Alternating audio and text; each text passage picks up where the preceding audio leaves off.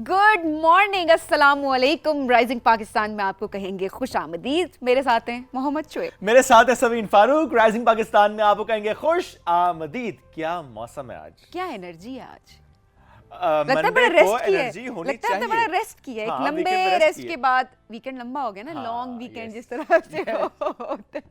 By the way Shoaib देखिए 9 बजे हाँ। हमारा शो खत्म हो जाता है Yes. सुबह, ठीक है। जब 9 बजे खत्म है तो इसका मतलब ये है कि पूरा दिन भी है ना, तो सही बात है। हमारे लिए बाकियों के निस्बत हाँ। इट्स अ लॉन्ग सही बात है, आप गलत कह ही नहीं सकती। लेकिन आज मेरा सवाल ये था, मंडे के बारे में जब अक्सर हम देखते हैं मीम्स भी बन रही होती हैं। Monday hits different for everybody. अगर बच्चों के पर्सपेक्टिव से इसको हम देखें तो उनके लिए डिफरेंट है, ऑफिस गोइंग वालों के लिए डिफरेंट है, किसी की छुट्टी है तो डिफरेंट है, और छुट्टियां खत्म हुई हैं तो और डिफरेंट है। तो हर किसी के लिए मंडे डिफरेंट होता है। हाँ। आज बच्चों के लिए बहुत डिफरेंट है मंडे। कुछ बच्चों के लिए चूंकि उनकी ऑनलाइन क्लासेस हैं, पहले हाँ। छुट्टियां थी। अगर हम इस्लामाबाद की बात करें, क्योंकि आज और कल 30 और 31 तारीख को उनकी ऑनलाइन क्लासेस होने, इसके बाद उनकी फिजिकल क्लासेस होंगी। पंजाब में यही फैसला किया गया कि अब ऑनलाइन क्लासेस नहीं बल्कि फिजिकल क्लासेस होंगी। इस तरह हर जगह पर हाइब्रिड मॉडल है, कहीं पर ऑनलाइन क्लासेस, कहीं पर फिजिकल क्लासेस। तो बच्चों के लिए मंडे का जो एक फोबिया होता था ना कि अच्छा वीकेंड खत्म और अभी स्कूल जाना है, वो थोड़ा सा डिफरेंट है अगर आपने स्कूल नहीं जाना तो। हाँ। लेकिन स्टिल जहाँ पर ऑनलाइन क्लासेस है वहाँ पर उन्होंने कहा कि शेड्यूल के मुताबिक क्लासेस होंगी। अगर 8:30 बजे आपकी क्लास होती थी उसी टाइम पे क्लास होगी। तो उठना तो पड़ेगा, लेकिन उठना ये कि वो पड़ेगा। तैयार होने वाला झंझट और वो चीज़ें, हाँ। झंझट मैं नहीं कहूँगी, इसकी डिसिप्लिन है, Discipline। रूटीन है, एंड ऑब्वियसली ये एक टेम्पररी चीज़ें हैं। और इसके बाद इंशाल्लाह ज़िंदगी जो है और जो रूटीन है बच्चों की भी और सबकी, वो एक अच्छे तरीके से चलना शुरू हो जाएगी। और हम सब जो हैं ऑब्वियसली इस हवाले से दुआगो भी हैं। अच्छा, मंडे को शोएब, आज जो हम इस्लामाबाद के पर्सपेक्टिव से अगर बात करें तो बड़ा ही प्यारा मौसम है यहाँ का। बारिश हो रही है सुबह और बड़ी तेज़, कुछ इलाकों से गुजरो तो तेज़ बारिश है, कुछ से गुजरो तो जी हल्की हल्की बारिश नज़र आ रही है। लेकिन मौसम जो है वो बहुत ज़बरदस्त नज़र आ रहा है। बाकी इलाकों के क्या हालात हैं वो ज़रा हम पूछते हैं लोगों से कि हमें मैसेज करें बात ज़रा। करना। चूंकि देखिए सबीन, कभी कभी मौसम देखने में बहुत अच्छा लग रहा होता है लेकिन मौसम अच्छा होता नहीं है। अगर हम पंजाब की बात करें, उन इलाकों की बात करें जहाँ पर इस वक्त गंदम की कटाई हो रही है, तो वहाँ पे ये बारिश अच्छी नहीं है। At the same time spring, जब हर तरफ हमें फूल नज़र आ रहे होते हैं, वहाँ पर ये बारिश का होना, फूलों का झड़ जाना, इससे फलों पर बहुत बुरा असर पड़ता है। सो ये जो क्लाइमेट चेंज, उसका इम्पैक्ट हमें नज़र आ रहा है कि जब बारिश होनी थी तो पूरी सर्दियाँ हमने इंतज़ार किया बारिश का, और जब बारिशें नहीं होनी थी उस वक्त हमें बारिशें अच्छा नजर आ शोएब, रही अब आप हैं। ये देखें कि सर्दियों के कपड़े सारे पेटियों में वापस Yes. चले गए जी, रख दिए, बैग्स में बंद हो चुके हैं। और अब मतलब लग ऐसे रहा था कि अब सर्दी वापस नहीं आएगी। सर्दी ने कहा रुको ज़रा वो कह रहे रुको ज़रा, सब्र करो वो सबके साथ हुआ है दोबारा। और उसके बाद जो शाम में जो ठंड शुरू होती थी ना, इस्लामाबाद के पर्सपेक्टिव से मैं बात करूँ तो वो लिटरली वो जो मोटी वाली स्वेटर थी ना, एक टाइम पे वो हाँ, निकल वो आई थी निकल कुछ आती दिनों की अगर बात करें। और अभी भी जो शाम का मौसम है वो मतलब एक शॉल वाला बड़ा ही खूबसूरत सा मौसम हमें नजर आता है। लेकिन दिन के टाइम गर्मियों की। याद है कि एक्सट्रीम, एक दिन में आप एक्सट्रीम Yes. देखें ना, सुबह एक डिफरेंट मौसम है, दोपहर में डिफरेंट है, फिर उसके बाद थोड़ा सा डिफरेंट है, फिर शाम में डिफरेंट है, और फिर रात में प्रॉपर जो है वो ठंड हमें नजर आ सब रही है। कुछ सारे मौसम एक दिन So में ये दे रहे सारे हैं ना। मौसम एक दिन में, एक तो मार्च ने जितना कुछ दिखा दिया है ना, खत्म नहीं हुआ ना अभी तक। अप्रैल की तनख्वाह खत्म होगी है, मार्च नहीं खत्म हो रहा बल्कि सब कह रहे ये हैं मीम कि चल रही है सोशल मीडिया पे हाँ। और लोग शेयर कर रहे हैं, क्योंकि मार्च लिटरली इतना लंबा मार्च हो गया और क्या कुछ नहीं दिखा लेकिन दिया इस रोजे मार्च खत्म ने हो हमें। गए, ईद आई चली गई, बहुत से टूर्नामेंट्स थे वो हो गए, सब कुछ हो गया। लेकिन जो सबीन ने बात की कि सैलरी वो भी खत्म होगी लेकिन मार्च नहीं खत्म हो रहा, तो ये बाकी बहुत से लोगों के साथ हो सकता बड़ी है। खुशी थी ना आपको एडवांस पे, बड़ी खुशी थी ना आपको। नहीं, मुझे खुशी है मुझे अल्हम्दुलिल्लाह। भी अल्हम्दुलिल्लाह, जोक्स अपार्ट, लेकिन ये भी इम्पोर्टेंट है कि इट डिपेंड्स कि हाउ यू मैनेज योर कोई थिंग्स। एक महीना वैसे वाकई ऐसा होता है कि वो हम लंबा कहते हैं लगता कि बड़ा लंबा लग रहा होता है वो, तो वो मार्च फिलहाल अभी तक का इस साल का सबसे लंबा महीना साबित हाँ, हो चुका दैट्स है। Very true. अच्छा, इससे पहले कि हम ब्रेक की तरफ जाएं, छोटी सी बात हमें और करनी है, वो है एनर्जी क्राइसिस को लेते हुए, जो कि पूरी दुनिया में इस वक्त हम देख रहे हैं। यानी आलमी मंजरनामे को समझते हुए जिस तरह से फैसले हो रहे हैं जो कि हुकूमतों की सतह पर हो रहे हैं, और अगर हम पाकिस्तान के पर्सपेक्टिव में देखें और इसे खित्ते के तौर पर समझने की कोशिश करें, सिर्फ एक कंपैरिजन आपके सामने रखते हैं। अगर आप न्यूज़ में जाएं और देखें कि इंडिया में क्या हो रहा है, कि वहाँ पर लंबी लंबी कतारें लगी हुई, वहाँ पर फ्यूल नहीं मिल रहा, फ्यूल क्राइसिस इन इंडिया। इसके बरक्स पाकिस्तान में हम देख रहे हैं कि बर वक्त और दुरुस्त इकदाम के बाइस हमें यहाँ पे फ्यूल की फराहमी बिला तातुल नज़र आ रही है। लेकिन क्या बात की जा रही है रियासत की तरफ से कि हमें फ्यूल को बचाना है। ये बहुत इंपॉर्टेंट बात है। इसका ताल्लुक मैं कहूँगा कि वॉर से भले हो, फ्यूल क्राइसिस से हो ना, अदरवाइज भी हमें समझना है। अगर गैर ज़रूरी तौर पर सफ़र आप ना करें तो बहुत अच्छी बात है। कितना इंपॉर्टेंट है कि हम कार पूलिंग के निज़ाम को फ़रोग़ दें, कितना इंपॉर्टेंट है कि हम जो मैस ट्रांजिट सिस्टम होता है उसको इस्तेमाल करें। ज़रा सी बात पे और ज़रा से डिस्टेंस को कवर करने के लिए हमें गाड़ी पर निकलना, ये हमारी जो आदत बन चुकी है ना, इस्तेमाल करें ना। देखिए अब हम पहले हमें ये गिला होता था जी पब्लिक ट्रांसपोर्ट अच्छी नहीं है। अब देखें कि हर तरह से पब्लिक ट्रांसपोर्ट को बेहतर करने की कोशिशें हुई हैं और वो हमें नज़र भी आ रहा है कि ना तो उसके इतने रेट्स हैं कि आपके अच्छा जी बड़ी महंगी पड़ती है। आप अपने गाड़ी में पेट्रोल डलवा के जाते हैं जब, तो आपको नॉर्मली भी ऑब्वियसली वो ज़्यादा कॉस्टली पड़ता है। सो पब्लिक ट्रांसपोर्ट आप पूरी दुनिया में अगर देखें, आप जिस मर्जी पोस्ट पे कुछ भी है तो बड़ा कम ये अपनी गाड़ियों का रुझान हम देख रहे होते हैं। ज़्यादातर ये होता है कि पब्लिक ट्रांसपोर्ट को प्रेफर किया जा रहा होता है। वैसे भी अच्छा एक मुल्क के लिए, आपके इन्वायरमेंट के लिए अगर देखें, ओवरऑल आपकी बजट पॉकेट के लिए देखें, वो बड़ा अच्छा होता है। तो ओवरऑल भी जिस तरह शोएब आपने बात की, बड़ी इंपॉर्टेंट है कि हमें ओवरऑल भी इसका ख्याल रखने की बहुत ज़रूरत है। But at the same time इस वक्त जो ग्लोबल सिनेरियो हमारे सामने है उसको मद्देनज़र रखते हुए हुकूमती जितने भी इक़दाम हैं उन सब पे हमें जो है मिलकर अमल पैरा होना है। दिस इज़ वेरी इंपॉर्टेंट, ताकि हम सब जो है वो एक बहुत ग्रेसफुली इस वक्त को गुजार सकें। Absolutely, let's be responsible. ये हमारी आज की बात थी। हम एक ब्रेक की तरफ बढ़ रहे हैं, ब्रेक से वापस आएंगे। हमारे बहुत से मौज़ूआत जिन पे हम करेंगे बात, रही है हमारे साथ। ये है राइजिंग पाकिस्तान।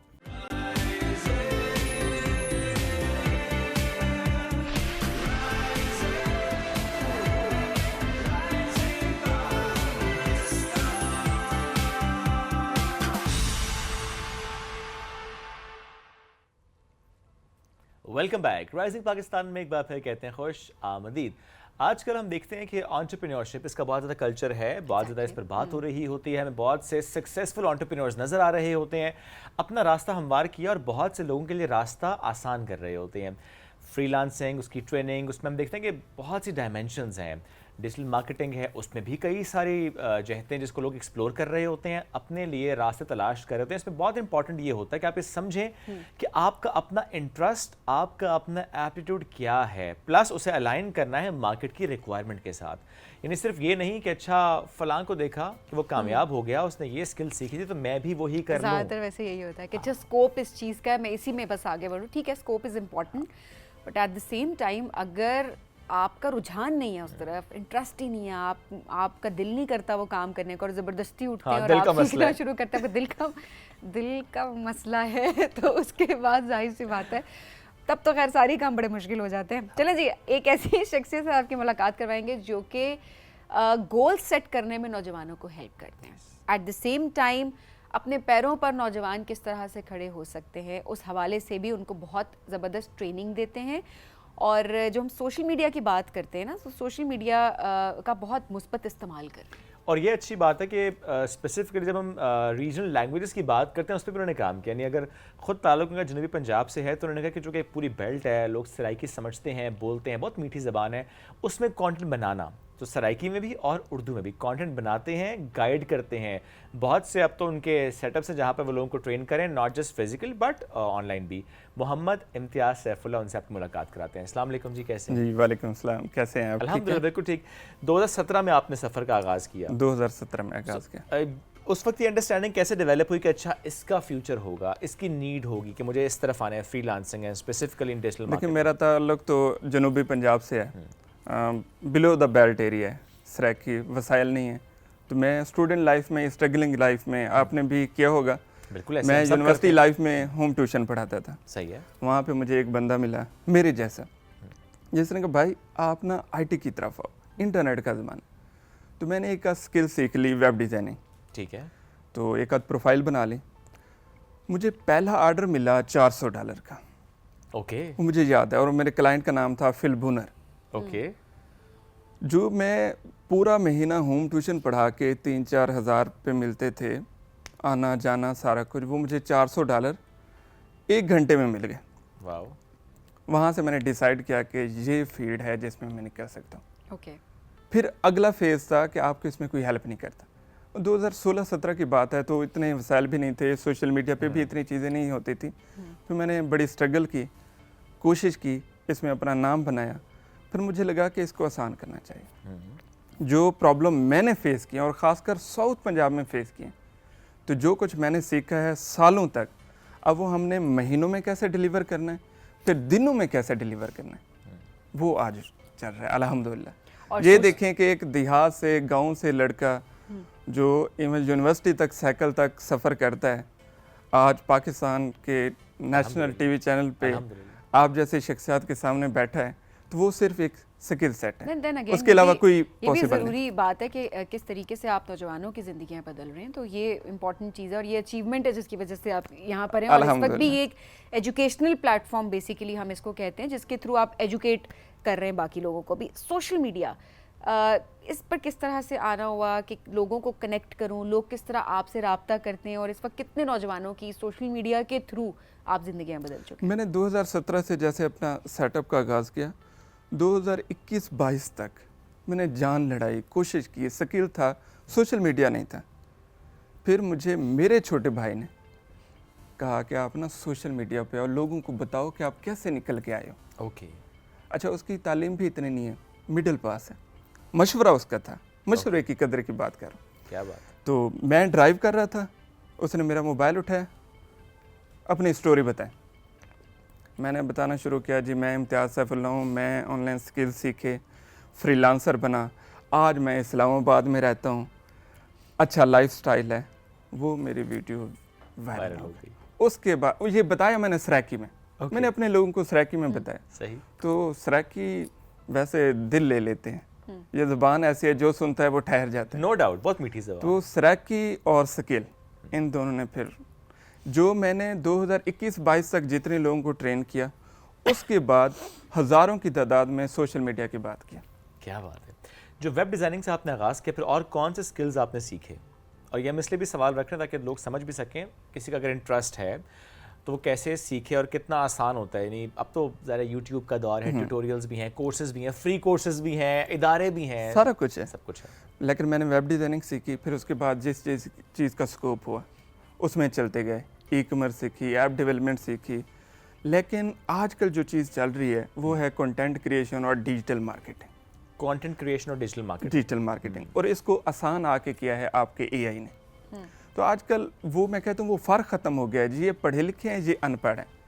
जो बंदा एआई से बात कर सकता है, अब तो एआई आपसे बात करता है, उर्दू में करता है, पंजाबी में करता है, जिस लैंग्वेज में करें आप उससे बात करें, जो मसला है आप उससे पूछें, वो आपको ट्रेन भी करता है, सिखाता भी है, पढ़ाता भी है, पैसे कमा के भी देते हैं। आपका जैसे शो है राइजिंग पाकिस्तान, आप उन लोगों को ला रहे हैं जो कुछ कर रहे हैं या कुछ करना चाह रहे हैं ऐसे ही है राइजिंग सिचुएशन में। एआई ने वो फ़र्क ख़त्म कर दिया है कि स्किल्ड बंदा आगे बढ़ेगा। नो, अब जो बंदा स्किल्ड को एआई के थ्रू इम्प्रूव कर सकते हैं वो आगे बढ़ेगा। अच्छा, क्योंकि आपने कहा ना कि पढ़े लिखे का और अनपढ़ का डिफरेंस ख़त्म हो गया, यहाँ मैं डिसएग्री करता हूँ। क्योंकि देखें, जब एआई को भी इस्तेमाल करना है तो वो you need a brain, you need that intellect, you need that knowledge कि आपने प्रॉम्प्ट कैसे देना है। इसमें आई थिंक कुछ बहुत पढ़े लिखे भी होंगे, वो नहीं यूज़ कर सकते एआई को, कुछ होंगे जिनके पास ये स्किल होगा। अगेन वो स्किल की बात है कि नहीं, मैं इसलिए ये बात की है कि वो लोग जो स्ट्रगल करना चाहते हैं बट किसी वजह से एजुकेशन हासिल नहीं कर सके, अब उनके लिए आसानी है, वो आगे बढ़ सकते हैं। ये तो हकीकत है। अब एक मास्टर क्वालिफाइड और एक इंटरमीडिएट वो कैसे हो सकते हैं, लेकिन वो फ़ायदा उठा सकते हैं। हमने बहुत सारे ऐसे लोगों को भी देखा है जिनकी वाकई उतनी एजुकेशन नहीं है, लेकिन वो जिनकी ज्यादा एजुकेशन है उनसे बेहतर प्लस जिनकी बहुत एजुकेशन है वो नहीं कर पा रहे हैं, ये भी देखा है हमने। हाँ, तो वो देन अगेन हम ये नहीं कह रहे कि अच्छा आप पढ़ाई करना छोड़ दें एंड ऑल दैट। ये एक सिर्फ उन लोगों के लिए जो कि ये बात कर रहे होते कि अच्छा हम जिंदगी में शायद नहीं पढ़ सके, कुछ हालात ऐसे थे, अब हम कुछ नहीं कर सकते, प्लस तो हालात के ये आपके लिए है कि आप कर सकते हैं। हाँ, हो सकता है आपका वो हो ही ना रुझान पढ़ाई की तरफ होना चाहिए, लेकिन चले नहीं, कुछ लोग नहीं देखें, कुछ लोग होते हैं वो नहीं किताब के साथ दोस्ती कर सकते, वो कहते हैं स्किल की तरफ हम चले जाएंगे, सीख लेंगे, नहीं हो सकती। कुछ सही कह रहे हैं, मेरा भाई इसकी मिसाल नहीं, वो पढ़ रहे हैं, वैसे हम जबरदस्ती पढ़ाने लगे, अल्लाह में आज घर कैसे जाओ। अच्छा, सो खवातीन वो आपको कितना अभी इस ऑनलाइन बिजनेस की तरफ आती हुई दिखाई दे रही है? नहीं, उन आए ना उनके लिए तो ज़रूरी है, ख़ासकर आजकल जो सिंगल पेरेंट हैं और डिवोर्स हैं, क्योंकि मैं क्यूरीज फेस करता रहता हूँ। एक बच्चे के साथ, 2 बच्चों के साथ जो सिंगल पेरेंट है उनके लिए बहुत इश्यूज होते हैं। तो और मेरा उनके लिए एक ही होता है कि एआई से बातें करना शुरू कर दें। स्किल सीखने का दौर ख़त्म हो गया। हाँ, स्किल सीखें, बातें ना करें। तो एआई से आप बातें करें। देखें, आपने यूट्यूब पे आना है, हमारे बहुत सारे फीमेल्स हैं जो यूट्यूब पे नहीं आ सकती, टिकटॉक पे नहीं आ सकती, बट एआई से वो एज अ वीडियो एडिटर भी बन जाते हैं, ग्राफिक डिज़ाइनर भी बन जाती हैं, एनिमेटेड कैरेक्टर भी डिज़ाइन कर लेती हैं, जिसको हम आम ज़बान में कहते हैं कि यूट्यूब ऑटोमेशन। और इसमें पूरे पाकिस्तान में सबसे कम एजुकेशन वाला एरिया और कम वसाइल वाला एरिया साउथ पंजाब है, सराकिस्तान है। लेकिन आपको कंटेंट क्रिएशन में, पाकिस्तान में डॉलर्स कमाने में, लाने में, फेसबुक, यूट्यूब, फ्रीलांसिंग में साउथ पंजाब सबसे ऊपर है। कुछ गांव ऐसे जहाँ पे तकरीबन सब नौजवानी देखिए, आप यहाँ पे बैठे हैं, आपको स्क्रिप्ट तैयार मिला है, हर चीज़ मिली है। वहाँ पे मिलियन में यूट्यूब चैनल बना रहे हैं और दरख्त की छाँव में बैठे हैं, चारपाई के ऊपर और लेटे हुए बैठे हैं, स्क्रिप्ट तैयार कर रहे हैं। ज़मीनों में बैठे हैं, वीडियो एडिट कर रहे हैं। और ऐसी खवातीन घरों में बैठे हुए, जहाँ पे उनका माइंड चल सकता है, वो कर रहे हैं जिस चीज़ में एक्सपीरियंस। अच्छा, ये हमें अंडरस्टैंड भी करने की ज़रूरत है, बल्कि मैं ज़रूर चाहूँगा, बिकॉज आप वहाँ से आपका ताल्लुक है, व्हाट्स हैपनिंग देयर, क्योंकि पूरे के पूरे गांव हम देख रहे हैं कि वो जुड़े हैं इस बिजनेस के साथ। बहुत बड़ी तादाद है नौजवानों की जुड़ी है इसके साथ, व्लॉगिंग भी और अदरवाइज भी, ई कॉमर्स के साथ भी डॉलर्स लेकर आ रहे हैं। क्या वहाँ पे कल्चर बन चुका है ये? प्लस क्या वहाँ पे जितने लोग काम करें उनको देख के आप इतना इंस्पायर हो जाते हैं कि जो नौजवान हैं वो इंस्पिरेशन ज़्यादा। देखिए, 2005 में एक 5वीं क्लास बच्चा केपीके में होटलों पे मजदूरी करता है। आज उसे लोग सोशल मीडिया पे देखते हैं कि अल्हम्दुलिल्लाह उसके करोड़ों रुपए के एसेट्स हैं।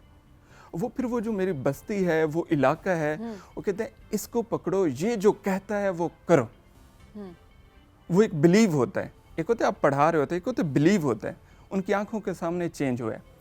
तौसा ब्लॉगिंग में पूरे पाकिस्तान में सबसे ज़्यादा है। ऐसे ही है। मुल्तान और पूरा साउथ बेल्ट फ्रीलांसिंग में टॉप ऑफ द लिस्ट है। ई कॉमर्स में अपर पंजाब और ये इलाके हैं। तो ये इलाके जितने भी हैं, वसाइल ना होने के बाद भी पाकिस्तान में टॉप ऑफ द लिस्ट हैं और ओवरऑल फ्रीलांसिंग में पाकिस्तान पहले दूसरे नंबर पे है पूरी दुनिया में। अच्छा, और देखिए, आपको कोई ऐसा भी नहीं कि आपको अपनी स्किल्स को बेसिकली शोकेस करना है। ख़वातीन के पर्सपेक्टिव से मैं इतने सारे इंस्टाग्राम पे, फेसबुक पे मैं अकाउंट्स जो हैं मैंने लाइक किए, मैं फॉलो कर रही होती हूँ उनको, जिसमें ख़वातीन अपनी कुकिंग स्किल्स दिखा रही होती हैं। मट्टी का चूल्हा है, उसके ऊपर उन्होंने मट्टी के बर्तन, उसमें वो एक गांव का माहौल, पीछे खेत हैं, और वहाँ पर वो खाना पका रही हैं, वो यूट्यूब उस तरीके से चला रही हैं। और अक्सर मैं रेसिपीज़ वहाँ से मैं अक्सर फॉलो कर रही होती बिकॉज वो एक डिफरेंट आपको प्रॉपर देसी आपको रेसिपीज़ बहुत फॉलो करते हैं इस चैनल को। मैं ये बात करें कि लोग बहुत फॉलो कर रहे होते हैं, तो इट मीन्स लेकिन चलता है, लोगों का इंटरेस्ट है। ज़रूरी नहीं है कि अच्छा कोई फैंसी किचन होगा और उसके बाद नहीं, बिल्कुल ऐसे कंटेंट आप दिखा सकते हैं, कॉन्फिडेंस हो और आप सामने आ जाएं और फिर कंसिस्टेंसी, ये तो पहली बात है, सबसे इम्पोर्टेंट। ये बहुत इंपॉर्टेंट है। ये नहीं कि आप बस कह दें कि मैं करूंगा या करूंगी और करें ही ना। पूरे पाकिस्तान में लाजमी नहीं आपके पास एक बहुत बड़ा सेटअप हो तो आप स्टार्ट करें। आप मेरा माइक आप लगे रहें, स्टार्ट करें। मेरा माइक वापस नहीं कर रहा और हर बार मुझे ताना मार रहा है।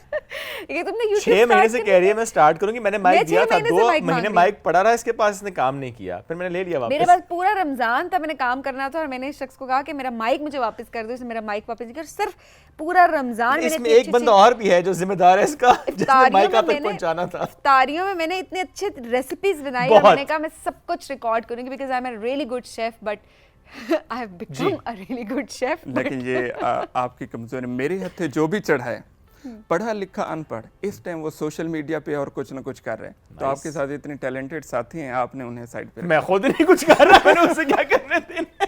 इसने कहा कि ना खुद करूंगा, माइक भी ले लूंगा। मैंने तो खुद 2 माइक रखे मेरे पास अपने, खुद भी नहीं कर रहा, इसको माइक दे भी नहीं रहा, मुझसे आगे ना निकल जाए। आप ले आना वरना मैंने ऑन एयर दोबारा बताना, ठीक है? नहीं, इसमें एक और शख्स था जिसने माइक आप तक पहुंचाना था, मैं कुछ कह नहीं सकता, वो अलग बात है। अच्छा, जो आपसे कनेक्ट होते हैं, क्योंकि आपके सेंटर्स भी हैं, जो 7 सेंटर्स हैं, राइट, जिन पे लोग आके ट्रेनिंग लेते हैं, प्लस ऑनलाइन भी। थोड़ा इसको एक्सप्लेन करें कि आप चार्जेस, मैंने विजन बनाया कि पहले साउथ पंजाब, फिर पाकिस्तान, फिर वर्ल्ड वाइड, तो साउथ पंजाब में मैंने जैसे बताया ना वसाइल नहीं है, तो मैंने छोटे छोटे सेंटर में, इवन देहातों में, जहर पीर जैसे इलाके में, बहावलपुर में, यहाँ पे सेंटर बनाए, वहाँ पे अपने ट्रेनर बिठाए हैं, एक सेल्फ सस्टेन सिस्टम है जो चल रहा है। उसके बाद पाकिस्तान में उलमा कराम, उनके लिए मैंने प्रोग्राम हेड किया है कि उन्हें स्पोकन इंग्लिश और सोशल मीडिया का सही इस्तेमाल सिखाया जाए, ताकि पाकिस्तान से बाहर ये लोग अपनी सर्विसेज दे सकें और डॉलर्स में कमा सकें।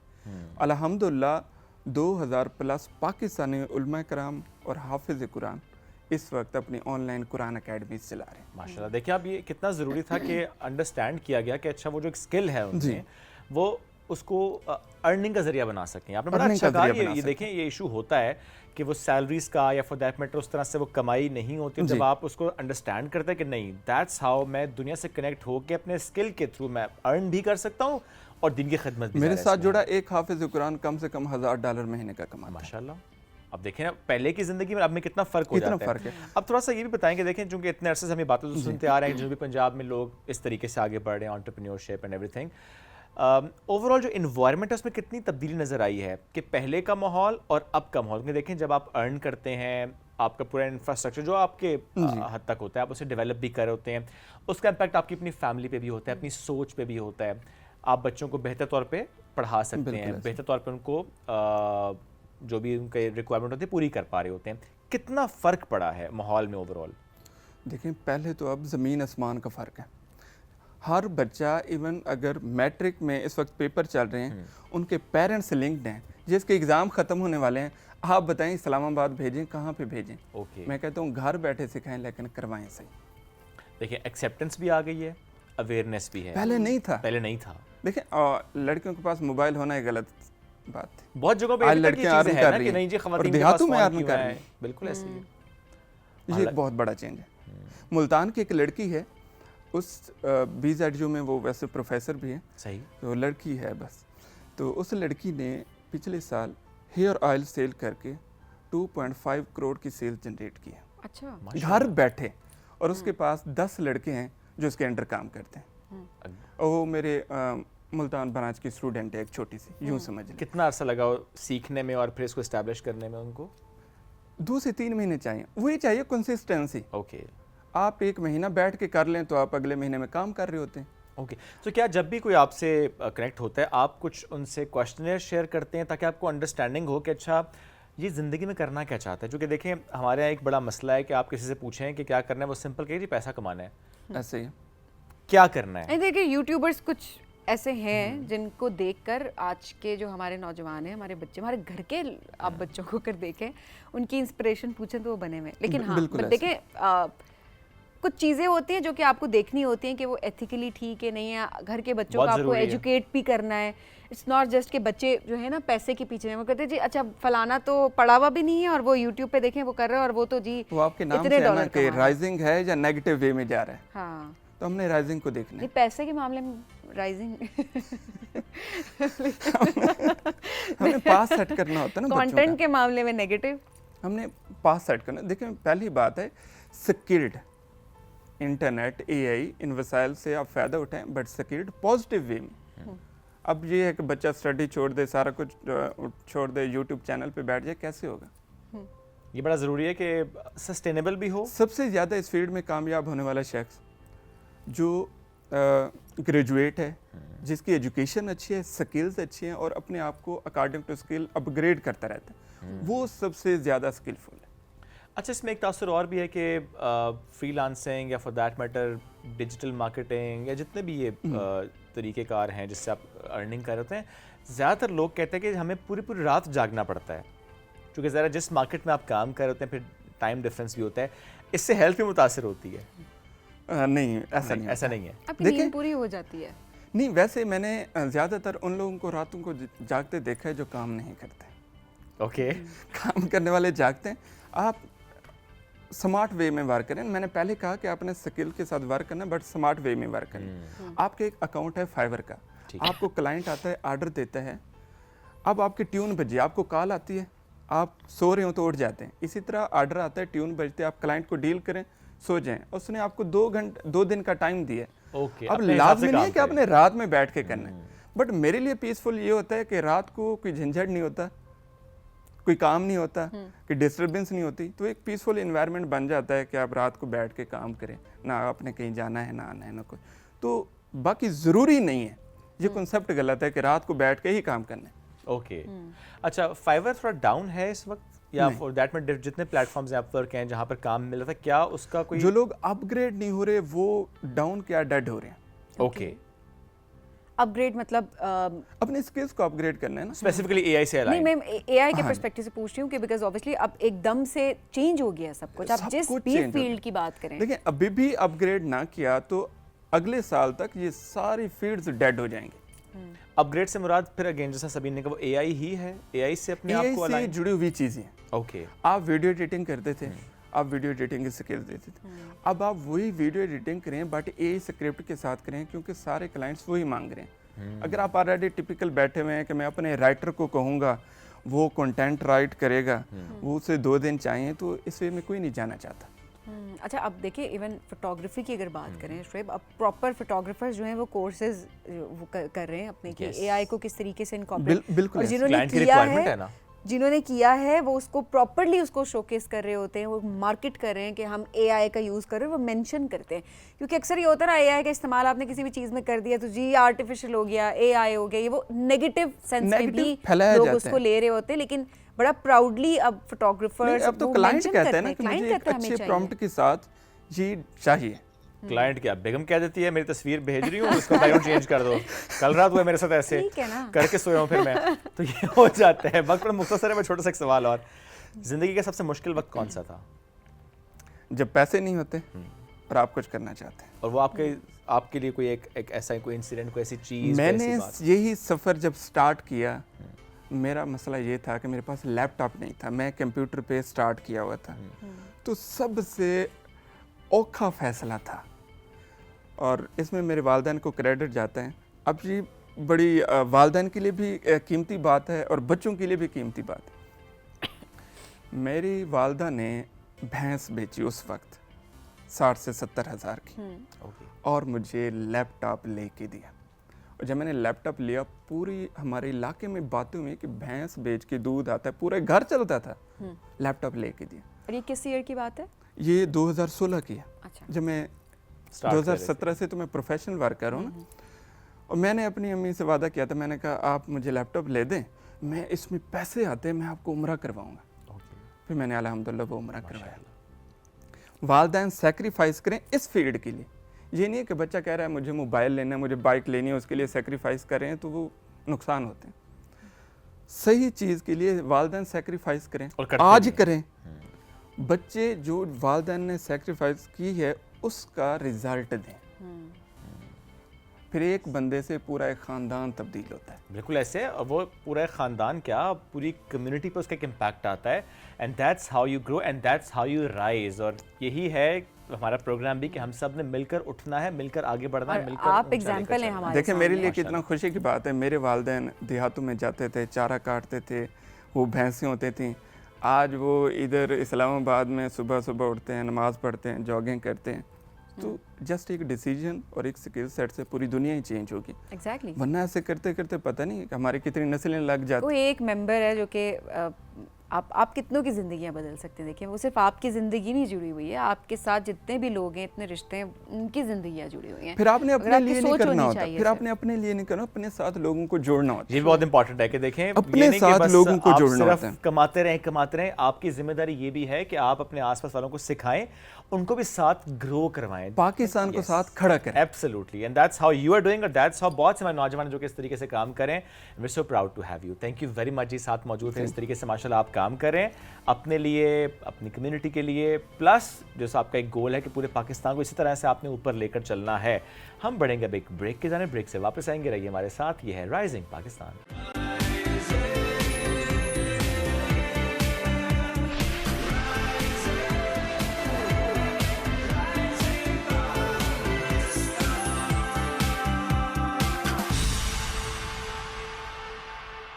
वेलकम बैक जी, राइजिंग पाकिस्तान में आपको कहेंगे खुश आमदीद। अब आपकी मुलाकात कराते हैं हम एक एथलीट से जो कि पाकिस्तान की जो नेशनल टीम है उसका हिस्सा भी हैं, बहुत सारे मुकाबलों में रिप्रेजेंट करती हैं पाकिस्तान को, eight the same time mountaineer भी हैं और क्या मुश्किल काम करती हैं, वो पहाड़ सर करती हैं।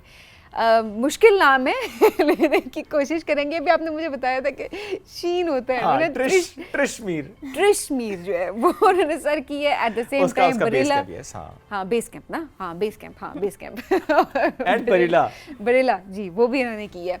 अच्छा, मुश्किल काम कैसे कर लेती हैं इस बारे में बात करेंगे, और पहले भी जाहिर है इनको काफ़ी मरतबा आप इस प्लेटफॉर्म पे देख भी चुके हैं, बट ऑब्वियसली हर बार जब एक नया काम करके आती हैं तो दिल करता है दोबारा इनसे बात की जाए और इनकी जर्नी जो है वो आप सबके सामने ज़रूर रखी जाए, ताकि बाकी लड़कियाँ जितनी इस वक्त हमें ख़वातीन देख रही हैं वो सब इंस्पायर हो सकें। इकरा जिलानी साहब की मुलाकात कराते हैं। अस्सलाम वालेकुम इकरा, कैसी हैं आप? अल्हम्दुलिल्लाह मैं ठीक हूँ। पहले तो ये बताएं, क्या हमने नाम ठीक लिया? हाँ जी, नाम ठीक लिया। Finally, we did it. Yes, we did it. इतना मुश्किल नाम और इतने मुश्किल काम, क्यों? बस शौक, वो कहते हैं ना शौक का कोई मुल नहीं होता, वो है। अम्मी इसका मतलब है बिल्कुल सख्त नहीं है? नहीं, मामा बिल्कुल सख्त नहीं है, शुक्र अल्लाह का पेरेंट्स सपोर्टिव है, इसीलिए यहाँ तक पहुँच गई हूँ। वरना तो मामा ही कहते हैं बेटा नहीं। देखो बड़ा दिल रखना पेरेंट्स के लिए इस मामले में, एडवेंचर स्पोर्ट्स की तरफ अगर देखें ना, बड़ा डर मुश्किल लगता है होता उनको, लेकिन फिर जब कुछ करके आती हूँ तो फिर वही फखर से बताती भी है कि ये मेरी बेटी जो है ना, वो आप बिल्ड करते हैं विद टाइम, तो वो भी बिल्कुल। इम्पोर्टेंट होता है। जो फर्स्ट टाइम ऐसा कुछ किया था तो उस टाइम पर क्या घर वालों के जज्बात थे? अच्छा, जब वॉल क्लाइंबिंग स्टार्ट की थी ना तो बाबा तो क्योंकि बहुत सपोर्टिव है, वो इतना नहीं, लेकिन मामा ऑब्वियसली साथ जाती थी, तो मामा मुझे क्लाइंब करते हुए देख नहीं सकती थी। मामा को मैं जब हाइट पे जाती थी, मामा को कुछ होता था, मामा नीचे ही देखती रहती थी।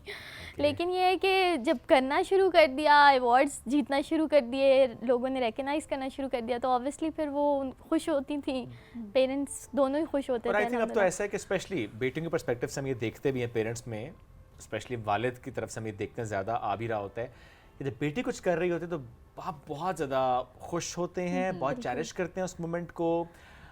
आई मीन वो शायद वर्ड्स में एक्सप्लेन नहीं किया जा सकता जब एक बाप अपनी बेटी को कुछ करते देखता है तो। ऐसे ही है, बिल्कुल ऐसा ही है।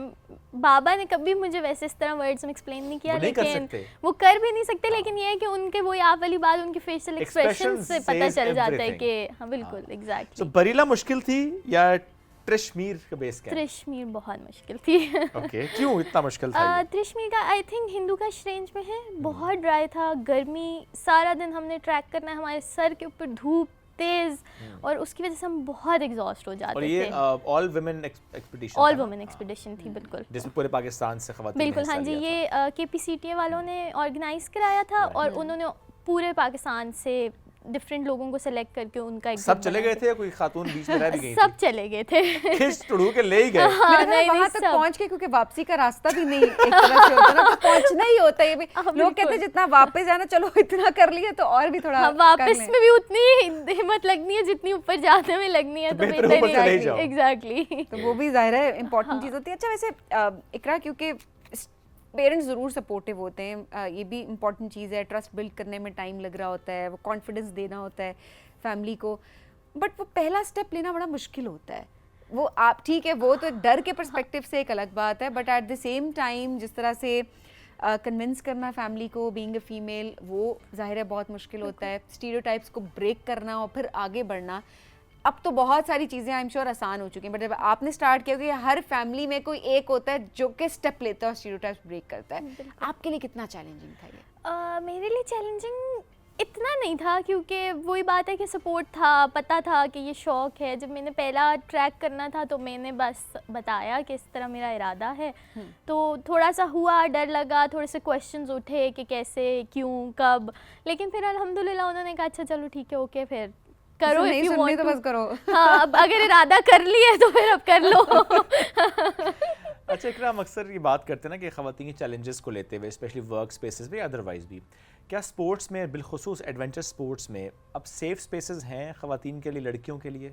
बिल्कुल हैं, हमारे लिए बहुत सेफ स्पेसेस हैं, बल्कि इनफैक्ट आप देखें एडवेंचर स्पोर्ट्स में ज़्यादा लड़कियां ही अब आगे आ रही हैं, और पाकिस्तान में अब हमारे लिए अपॉर्चुनिटीज़ एडवेंचर स्पोर्ट्स में काफ़ी ज़्यादा बनती जा रही हैं। लोगों को पता चल रहा है, लोगों को अवेयरनेस मिल रही है कि ये स्पोर्ट पाकिस्तान में अवेलेबल है, इसके थ्रू हम ये प्लेटफॉर्म्स हैं जिसके थ्रू हम आगे जा सकते हैं। तो बिल्कुल हैं, सेफ स्पेसेस हैं और आई थिंक लड़कियों को आगे आना चाहिए।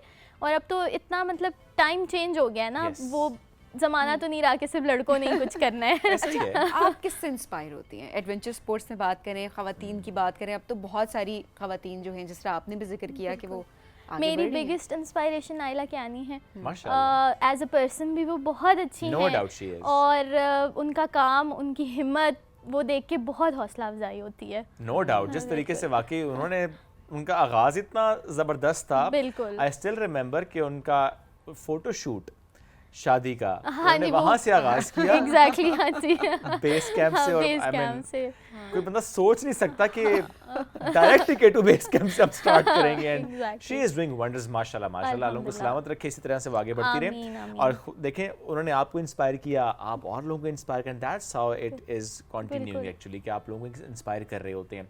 सो इस्लामाबाद में ट्रेल्स और इस्लामाबाद का एक इन्वायरमेंट, उसमें किस तरह से अपने आप को आप इंगेज रखती हैं कि अपनी फिटनेस पे काम साथ साथ चलता रहे, क्योंकि आपको डेली कुछ ना कुछ करना है, तभी आप जब भी एक्सपीडिशन पे जाएंगे तो आप ट्रेन होंगे। अब तो इस्लामाबाद में मैराथन्स का जितना रुझान हो गया बहुत है। ज़्यादा, आई थिंक ये कराची से थोड़ा ज़्यादा आ गया है इधर, अब तो इतना ज़्यादा मैराथन्स हो रहे हैं।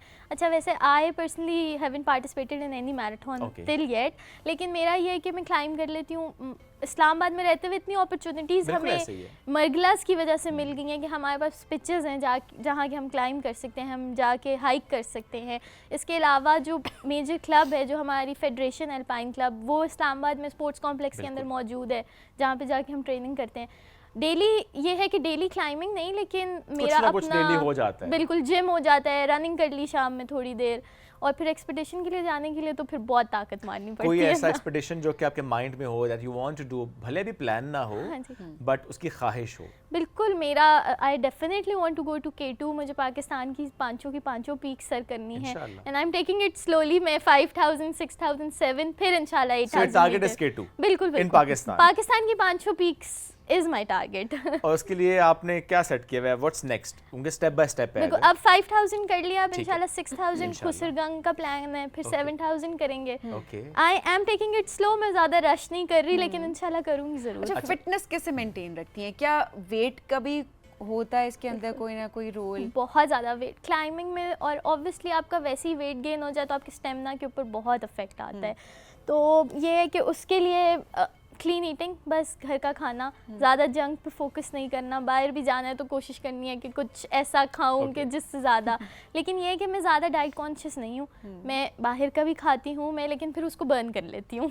और फिर मसल का भी होता है ना कि बिल्कुल, अच्छा strength मसल के mass लिए वो इतना होना प्रोटीन्स चाहिए। आपने अपनी पूरी रखनी है, सही। बाकी अपना मिल्क, योगर्ट, ये चीज़ें, नट्स मतलब कोई वगैरह। प्रॉपर डाइट नहीं है जो नहीं, नॉर्मल नहीं। खाना खाते हैं, वो आप एक पोर्शन कंट्रोल को बिल्कुल, हाँ लेकर जी। चलती ये है हैं। कि ऑब्वियसली जब मुझे पता होता है कि I have to do something, फिर मैं अपना प्रोटीन इंटेक ज़्यादा कर लेती हूँ ताकि मेरे मसल के अंदर ज़रा ताकत आ जाए कि मैं कर सकूँ कुछ। जाहिर है, जब आप वेट गिराते हैं या वेट लूज करते हैं तो ऑटोमेटिकली स्ट्रेंथ पे उसका एक इम्पैक्ट आता है। तो बिल्कुल, आपने हाँ जी। स्ट्रेंथ उसकी मेंटेन रखने के लिए प्रोटीन डाइट बढ़ानी होती बिल्कुल। है। जब आप एक्सपीडिशंस वगैरह पे जाते हैं ना, तो आपका वेट भी ऑटोमेटिकली वो होता है, बिल्कुल तो वो होता है, एक हाँ जी। स्पेसिफिक वेट होता है कि आपको थोड़ा ऊपर वेट रख के ही जाना होता हाँ है। जी, बिल्कुल, और क्योंकि क्योंकि आप थोड़ा जितना चलना होता है, चलते चलते आपका ऐसा आपका वेट लॉस शुरू हो जाता है कि और फिर आपको वो Muscle डबल loss खाना भी ना, पड़ता है। हाँ जी, बिल्कुल, क्योंकि आपकी इतनी एक्सर्शन होती है डेली कि आपने पता नहीं कितने किलोमीटर्स, वो भी आप कॉन्टिन्यूस हाइट गेन कर रहे होते हैं, तो वो वेट आपका लूज़ होता ही होता है। और ऑब्वियसली फिर आपकी वैसी डाइट नहीं होती है जैसी आपकी,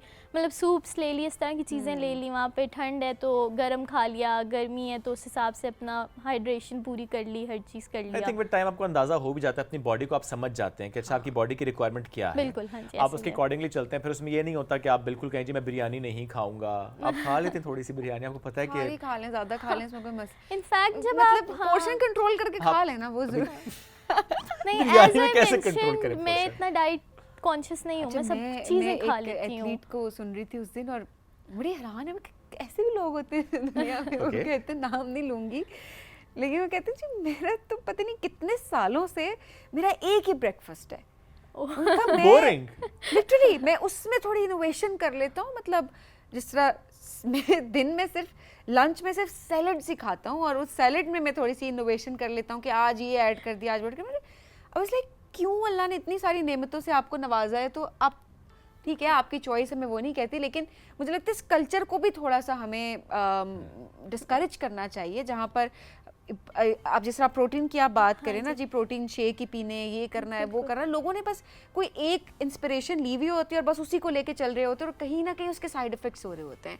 लेट्स सपोज अगर आप मीट नहीं खा रहे हैं, Exactly, हाँ। हर चीज जो अल्लाह ने हलाल आपके लिए की आपको हुई सब है, कुछ चाहिए ना, आपको तो वो शुगर भी सारी चाहिए, चीजें आपको बिल्कुल, चाहिए बिल्कुल, कहीं। हाँ आपको जी। फैट्स भी चाहिए, यू नीड एवरीथिंग एक्चुअली, लेकिन आपने बड़ा अच्छा कहा, वो पोर्शन बड़ा इंपॉर्टेंट होता है, उसमें आपने पोर्शन कंट्रोल करना होता है। लेकिन इसमें मैं ये ज़रूर कहता हूँ कुछ लोग सबीन वाकई उनके इतना ज़्यादा यहाँ पे चीज़ें घुस जाती हैं ना कि वो कहते हैं मैं निहारी भी नहीं खा सकता, मैं चप्पल कबाब भी नहीं खा सकता, मैं सीख कबाब भी नहीं खा सकता, ये होते हैं और लोग। मैंने उनसे ज़्यादा और लोगों को, मतलब जो लोग सब खाते हैं लेकिन एक एक बैलेंस्ड वे में खा रहे होते हैं, उनको मैंने देखा है, वो उनसे ज़्यादा उनकी स्ट्रेंथ भी होती है, बिल्कुल, हाँ और जी। वो उनसे ज़्यादा यंग भी लग रहे होते हैं, क्योंकि चलो स्किन के पर्सपेक्टिव से I भी think फलाना नहीं खाना, अपने फलाना नहीं सर खाना। पे अगर आप कोई भी चीज़ सवार कर लें तो वो आपके लिए एट दी एंड वो आपके लिए इतना फ़ायदेमंद नहीं रहता है, तो जितना रिलैक्स्ड रहें उतना अच्छा नहीं, होता अब है। हर किसी की बस की बात ही नहीं है ना। सच में, मतलब आई डोंट नो, कुछ अरसे से मेरे साथ तो ऐसे हो गया कि मैं बहुत सी चीज़ें मैं नहीं खा सकता, हालांकि मुझे होता है खा लेनी चाहिए थोड़ी बहुत। नहीं नहीं, वो बात अशरफ ठीक है, देखिए कुछ चीज़ें ऐसी होती हैं जो कि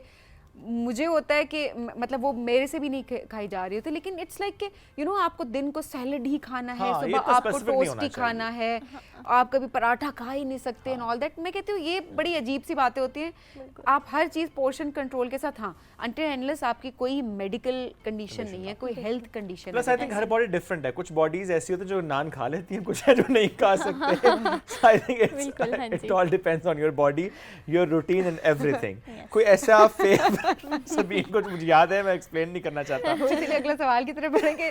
सरीन अनफिल्टर्ड थोड़ी सी चलती है, तो बोल ही ना देखे और मेरे दिमाग से एनी हाउ। अच्छा हाँ, तो मैं पूछना ही चाहता आपसे कि आप ऐसा कौन सा खाना जो बहुत पसंदीदा खाना हो, एक्सपीडिशन से वापस आके आप कहते हो अब मैं ये खाऊंगी, क्या मैंने एक्सपीडिशन कर ली है, तो क्या मैंने वो खा दाल ली है। चावल तो नहीं है? दाल चावल देगा? ही है बिल्कुल।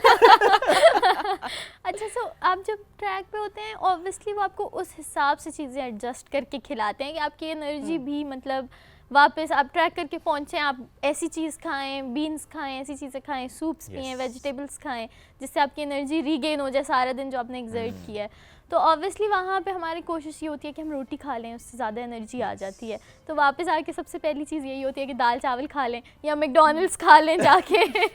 तो फास्ट फूड का भी समहाउ दिल कर रहा होता है। हाँ, फास्ट फूड का दिल कर रहा होता है। ऑलराइट, बिल्कुल। चूंकि आपके पेरेंट्स सपोर्टिव रहे थ्रू आउट, आपने एक सपोर्टिव इन्वायरमेंट पाया और आप सब कुछ करती जा रहे हैं, इसी तरह से आगे बढ़े इंशाल्लाह। कोई ऐसी एक आवाज़, कोई ऐसी एक बात, कोई ऐसी एक चीज़ जो कि रुकावट महसूस हुई हो इस थ्रू जर्नी में through out? I think wall climbing की इतनी अवेयरनेस पहले नहीं थी लोगों को, ऑर्गेनाइजेशंस को नहीं पता था, और मेरे केस में आई थिंक मुझे जो सबसे ज़्यादा प्रॉब्लम हुई है वो यही हुई है कि मुझे स्पॉन्सर्स ढूंढने में बहुत मुश्किल होती थी। Okay, every time that I have to participate in any tournament, या मुझे कहीं जाना है या मुझे कोई ट्रेनिंग करनी है, तो मुझे बहुत स्ट्रगल करना पड़ता था, लोगों को बताना पड़ता था कि हाँ जी वॉल क्लाइंबिंग है, लड़कियाँ कर रही हैं पाकिस्तान में, and we taking it somewhere. तो ये सबसे ज़्यादा एक मुश्किल काम है, और ये अभी भी है क्योंकि पाकिस्तान में क्रिकेट को ज़्यादा सपोर्ट करते हैं। I think that's one game जो सब, आई थिंक लोगों को दूसरी गेम्स को भी अब देखना मेरा ख्याल है चाहिए। मामलात बदल चुके हैं। हाँ, वैसे अब बदल गए हैं। हालात और जज्बात जी। बदल भी जाने चाहिए, जी। बिल्कुल। क्योंकि सारे स्पोर्ट्स जो हैं वो बहुत इम्पोर्टेंट है, और अब हमने देखा है अब तो लोग मतलब लिटरली जी। कबड्डी भी होती है ना, वो भी देख रहे होते हैं। हाँ, अब तो वो लोग देखते हैं। इम्पोर्टेंट है। हाँ जी। देखें, ये हमारे जितने एथलीट्स हैं ये मेहनत करते हैं और ये पाकिस्तान के लिए काम कर रहे हैं, पाकिस्तान का नाम रोशन कर रहे हैं, मेहनत करके आगे बढ़े, अपनी स्किल्स को शोकेस करें। And trust me, her athlete जो है वो पता नहीं कितना काम कर रहा है, कितनी प्रैक्टिस होती है, उसके पीछे कितनी ट्रेनिंग है, हमें अंदाज़ा नहीं होता। दिस इज़ वेरी इंपॉर्टेंट कि हर स्पोर्ट को उतना ही इंपॉर्टेंट समझा जाए, और हर प्लेयर को, हमारे जो हर एथलीट है उसको उतनी ही रिस्पेक्ट और फेम मिलना चाहिए जितना कि क्रिकेटर्स को मिलता है। एंड देन क्रिकेट भी इम्पॉर्टेंट है, और वो इक्वली उसको भी रिस्पेक्ट मिलनी और चाहिए। अगर कोई क्रिकेट फॉलो नहीं करता तो उसको भी आप इक्वली रिस्पेक्ट करें। ये ना कहीं कैसा है क्रिकेट नहीं देखते, ये भी हो जाता है ना हमारे साथ somehow। हाँ, ये होता है, ये होता है क्रिकेट ही नहीं देखते, मतलब नहीं देखते भाई, क्रिकेट ही नहीं देखते, मतलब नहीं ठीक देखते। है अपने अपने कुछ लोगों का चॉइस की नहीं बात है, इंटरेस्ट होता, हर बट किसी इसमें के एक चीज़ और भी है ना, different वो जो क्रिकेट की बात सभी ने भी की ना, देखिए उसमें कमर्शियल एस्पेक्ट बहुत बड़ा जुड़ा हुआ है, बिल्कुल, हर बिल्कुल। लिहाज से जुड़ा हुआ है। एड्स में भी आपको नजर आएंगे, आपको बहुत सी जगहों पर नजर शोएब, आएंगे। क्योंकि हमने बनाया है। बनाया, that's what I'm saying। अगर हम बाकी स्पोर्ट्स को भी उतनी इंपॉर्टेंस देना Yes. शुरू करें तो वो भी हमारे एथलीट स्टार्स बने और उनको भी उतने ही एड्स मिलेंगे। Yes. और आहिस्ता आहिस्ता देखिए चीजें हो भी रही चीजें हैं। चेंज हो रही हैं। हाँ, जो कि बहुत अच्छी बात है कि हर एथलीट को उसका एक ड्यू शेयर मिलना चाहिए। बहुत इंपॉर्टेंट है कि फिर आपको भी बहुत स्ट्रगल स्पॉन्सर्स को ढूंढने में ना लगाएं, बिकॉज आपने ट्रेनिंग में टाइम लगाना है, आपने उसकी प्लानिंग में टाइम बिल्कुल, लगाना हाँ है। जी। अगेन ये बहुत एक्सपेंसिव स्पोर्ट्स है। अभी आपने अगर K2 बेस कैंप पे भी जाना हो तो लाखों लग जाते हैं Exactly, आपके। ऐसा ही और अगर है। आपने K2 एक्सपेडिशन करनी है तो तो फिर वो तो तो- मतलब इट्स ह्यूज। Yes, it तो is. वो आप जब सोचते हैं तो आप कहते हैं कि ठीक है, उसके लिए you have to save sponsors and everything. तो जितनी एनर्जी आप वहाँ लगाएंगे, आपको बेसिकली उसकी ट्रेनिंग पे एनर्जी लगानी थी वो। तो बड़ा ज़रूरी है कि आप स्पॉन्सर ढूंढने में थोड़ा सा आपको आसानी अगर हो जाए तो ज़्यादा अच्छी बात बिल्कुल, होती है। हाँ जी। अब ऐसे में कोई आपकी कम्युनिटी बन जाती है ना, फ्रेंड्स बन जाते हैं, जाके आप कुछ फ्रेंड्स इसी बुनियाद पे आपसे दूर हो गए कि आप तो कभी वॉल क्लाइंबिंग, तो कभी रॉक क्लाइंबिंग, तो कभी माउंटेनियरिंग, कभी बेस कैंप, कभी फलां, कभी ढिमका। नहीं, अल्हम्दुलिल्लाह वो फिर अलग ग्रुप्स बन गए ना। एक वो ग्रुप है जिसके साथ सारी स्पोर्ट्स करनी है, एक वो ग्रुप है जिसके साथ थोड़ा सा बैठ के नेक्स्ट नहीं करेंगे, यहाँ से एक लड़कियों पर इधर आओ तुम, आज तुम होता मेरे साथ है। जाओगी उधर। बिल्कुल होता है, लोग कंप्लेन करते हैं फिर से क्लाइंबिंग पे जा रही हो, वीकेंड है यार, चलो कहीं चलते हैं, फिर क्लाइंबिंग पे। इनफैक्ट मेरा तो ये हो गया ना, मुझे कोई कुछ कहे कि चलो लेट्स मीट अप, तो मैं कहती हूँ हाँ हाइक कर लेते हैं चल के। like तो वो उनको होता है कि नहीं यार हाइक क्यों करना है यार, हमारा छुट्टी का दिन है, हमने ये रिलैक्स एक बड़ा करना मसला है। है हमारा जनरली ना, कि जब भी आप किसी से कहना अच्छा मुलाकात करनी है, चाय पे, कॉफी पे या डिनर पे, वाई? बिल्कुल, हाँ जी। मैं खुद ही कहता हूँ कि मतलब हाइक पे, अदरवाइज आप अपने जो भी आपकी एक जॉगिंग है, रनिंग है, वॉक आप करते हैं, उसमें आप दोस्तों से मुलाकात करें, गपशप ही गपशप, एक हेल्दी एक्टिविटी हो जाएगी। जरूरी है आपने डबल चीज बर्गर खाना है बैठ के। फैमिली को लेके जाएं। अब तो बच्चों को हाँ, छोटी एज बिल्कुल। से अगर आप लेकर जाए, और मैं कहती हूँ इस्लामाबाद में रहने वाले तो ब्लेस्ड हैं, वैसे ही ब्लेस्ड हैं, बिकॉज़ ट्रेल्स हैं हमारे पास ना, ग्रीनरी है हमारे पास, ये पहाड़ है, मौसम बहुत अच्छा Exactly. है। जिस तरह से और शहरों में ह्यूमिडिटी और गर्मी होती है, तो चलें एटलीस्ट गर्मी है तो हर थोड़े दिन बाद बारिश भी हो ही और जाती आजकल है। तो मौसम वैसे ही बहुत प्यारा हो चुका है, बिल्कुल। स्प्रिंग सीजन इज हियर, और Yes. इस्लामाबाद का हर कोना बहुत ज़्यादा प्यारा लग रहा है। बिल्कुल। यूँ तो पूरा साल इस्लामाबाद प्यारा है, but I think my personal favourite time is the spring season. Yes. वो चाहे फिर इस्लामाबाद का कचनार पार्क हो, चाहे फिर मागला का पूरा एक रास्ता हो, इट्स ब्यूटीफुल। हर तरफ आपको बहुत ही प्यारे फूल नजर आ रहे होते हैं। तो एक्सरसाइज की एक्सरसाइज हो जाती है, वॉक एंड एवरीथिंग, और यू नो जो आपकी वो क्या कहते हैं इनर हेल्थ, नॉट दैट, वो मेंटल हेल्थ अच्छी हो जाती है। मेंटल हेल्थ आपकी अच्छी हो जाती है, बिल्कुल ऐसा ही है। वो एक अलग बात होती है कि वो बेचारे जो कुछ हाइक पे जाते हैं वो कहते हैं जी हम Mental health अच्छी करने बेहतर आए करने थे। के लिए जाए, वहाँ जाके पता चलता है फिजिकल हेल्थ भी अच्छी नहीं है, तो बिल्कुल। वो उल्टा डबल डिप्रेस होके तो आप रोज वापस जाया आ करें जाते ताकि हैं। मेंटल हेल्थ के साथ फिजिकल हेल्थ भी नहीं अच्छी हो शोएब, ये जाए। इंपॉर्टेंट है कि स्टेप बाय स्टेप शुरू करें ना। अब आप ऐसे भी लोगों के साथ आ जो कि जी हमने जी एंड तक जाना है, अब वो एंड तक जाते जाते End आप हो थक जाती है। जाएंगे, आप थक जाएंगे, उसके बाद इंटरेस्ट लूज हो जाता है, स्टेप बाय कुछ स्टेप। पॉइंट्स हैं हमारे, जैसे ट्रेल 5 है, उस पे वो एक पानी वाला स्पॉट आता है एटलीस्ट, और कुछ नहीं तो लोगों को जो वहाँ तक शुरू जाएं। करें आधा आधा कर लें, थोड़ा थोड़ा कर लें, ये नहीं कि डेली बोलेंगे हम, तो वो आप वाली बात कि हमने तो ऊपर तक अच्छा, जाना और है। कुछ ना करें, मैं ये कहती हूँ कि आप पहाड़ों में जाके बैठ जाएं। बिल्कुल वो जो एक सूदिंग आपको एक एनवायरनमेंट मिलता है ना, वो भी आपकी मेंटल हेल्थ के लिए बहुत ऐसा अच्छा ही है। है। वो भी ज़रूरी है कि किस तरीके से आप नेचर के साथ कनेक्ट करते हैं, बिकॉज हम नेचर से हम सब बहुत ज़्यादा डिसकनेक्ट हो चुके हैं। आज छोटे बच्चों को अगर कहते हैं ना फ़ोन छोड़ो थोड़ी देर के लिए, आओ चलो बाहर खेलें, वो प्लेग्राउंड में नहीं जाते, तो उनको पहाड़ों पर लेके जाना मेरा ख्याल है एक बड़ा ही मुश्किल टास्क होता है। तो ये ज़रूरी है कि पेरेंट्स जाएं खुद, बच्चे फिर वो है फॉलो करना शुरू कर देते हैं। हाँ, लेकिन बड़ी एहतियात से भी जाया करें। कोई ऐसी शरारत नहीं आपने वहाँ पे करनी, कोई ऐसा काम नहीं आपने वहाँ पे करना जिससे वहाँ का जो एक इकोसिस्टम है मुतासर हो। वैसे भी आजकल खबरें कुछ ऐसी आ रही है ना कि वहाँ वाले फिर इधर आ जाते हैं, यूनिवर्सिटी तक पहुँच जाते हैं। सो आपने बहुत अपने आप का ध्यान रखना होता है, ये बड़ा ज़रूरी है। ऐसा कोई वाक़या आपके साथ कभी पेश आया, कोई वाइल्ड एनिमल का आपके आसपास नजर आ गया हो? स्नेक्स वगैरह, मंकीज कितने वगैरह, आराम से स्नेक्स वगैरह। अक्सर ऐसे भी होता है कि हम ऊपर क्लाइंब कर रहे होते हैं, ऊपर हमारे एक बैठा हुआ होगा मंकी, देख रहा होगा कि मंकी ये तक तो बात समझ monkey तो आती चले है। वो- लिजर्ड्स वगैरह बहुत हैं, ये इस तरह की चीजें, लेकिन आदत होगी उनको देख देख के भी अब पता डर नहीं है लगता? कि हाँ, नहीं डर खत्म हो गया। अरे इनको या उनको?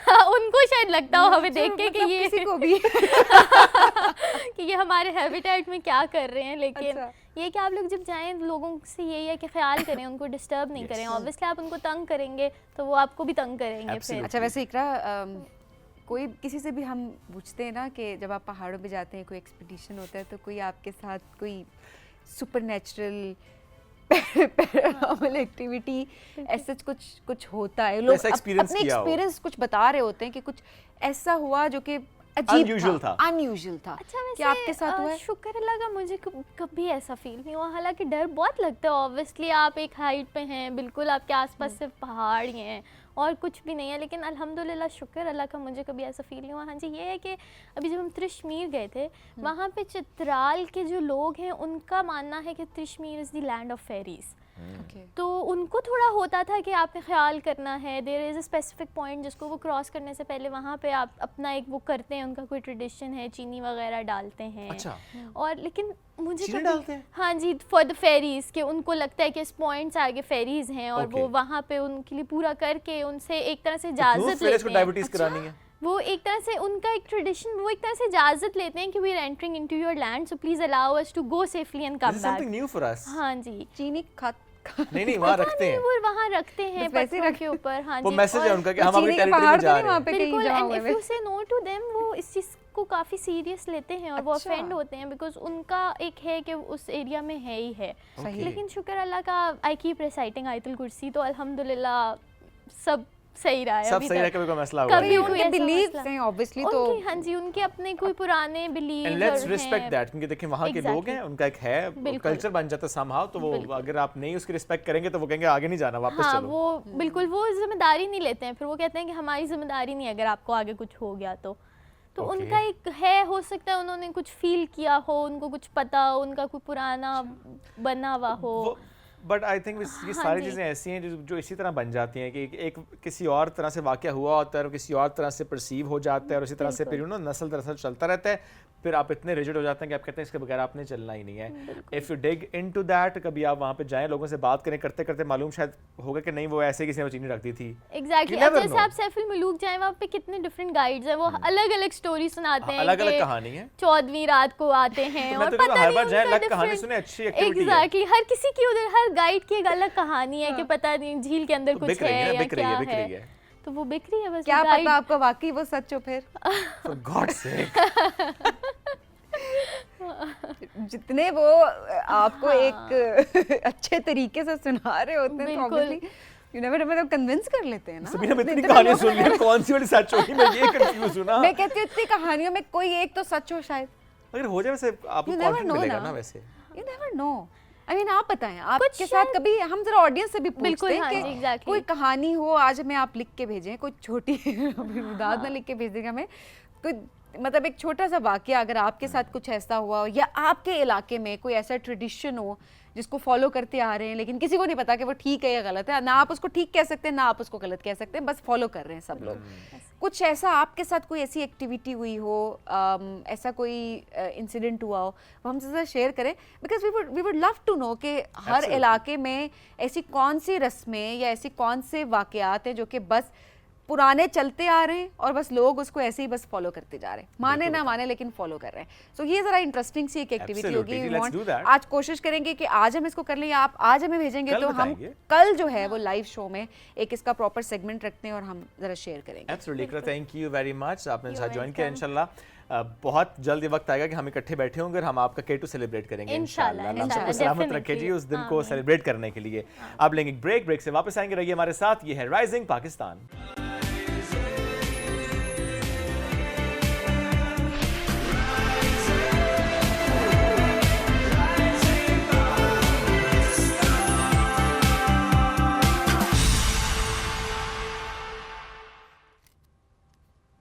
Welcome back.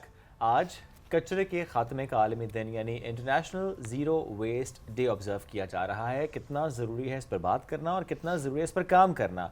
Where are we standing as a nation, आज हम इस पर बात करेंगे।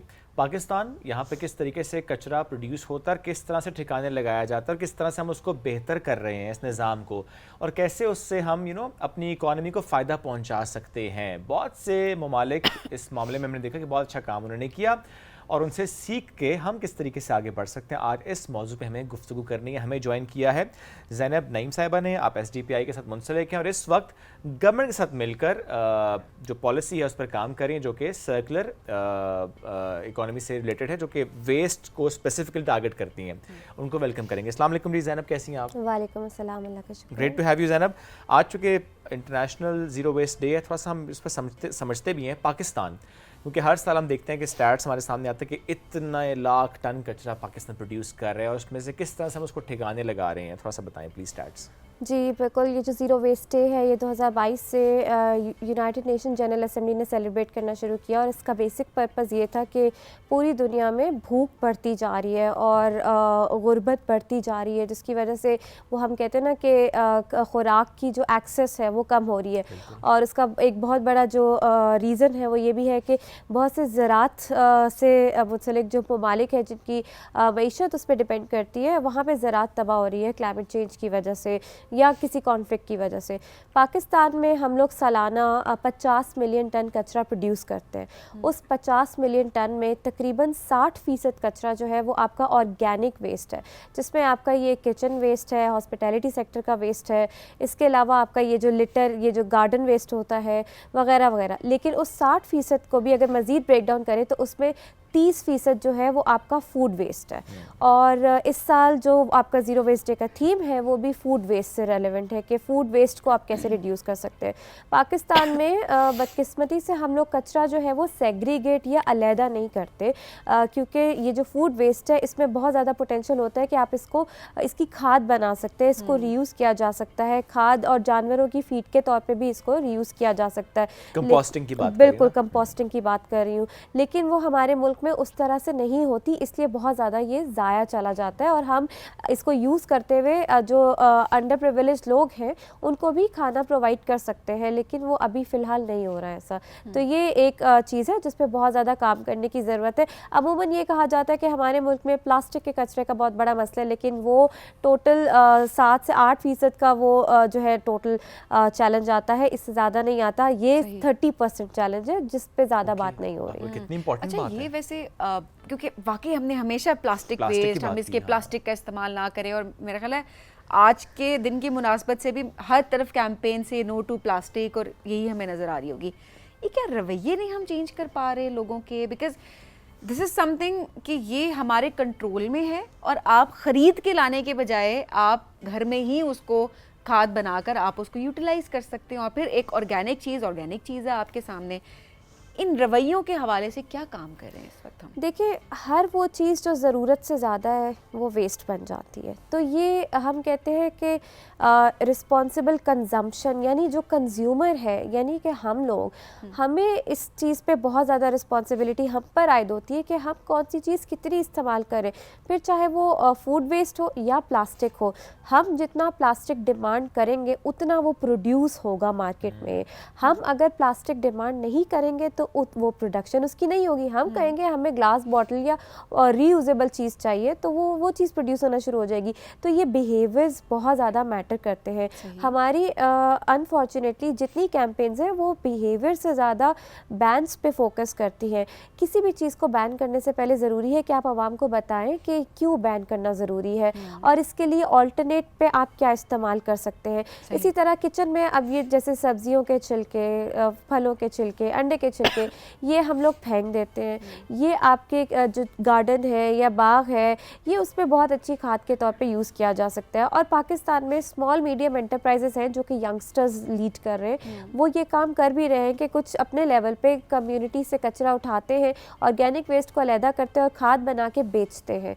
तो ये कोई ऐसा काम नहीं जो हम कर नहीं सकते, हो रहा है, लेकिन उसको स्केल अप करने की ज़रूरत है। अच्छा, इस वक्त जिस पॉलिसी पे आप काम कर रही हैं गवर्नमेंट के साथ, सर्कुलर इकोनॉमी पॉलिसी जो कि वेस्ट से जुड़ी है, थोड़ा सा बताएं कि व्हाट इज़ दैट पॉलिसी, उस पर किस तरीके से काम हो रहा है? जी, गवर्नमेंट ऑफ पाकिस्तान की डायरेक्शंस के बाद ministry of climate change and environmental coordination इसको स्पीयर हेड करी है, जिसमें मेरा ताल्लुक एक थिंक टैंक से STPI, हम लोग मिलकर उस पर काम कर रहे हैं।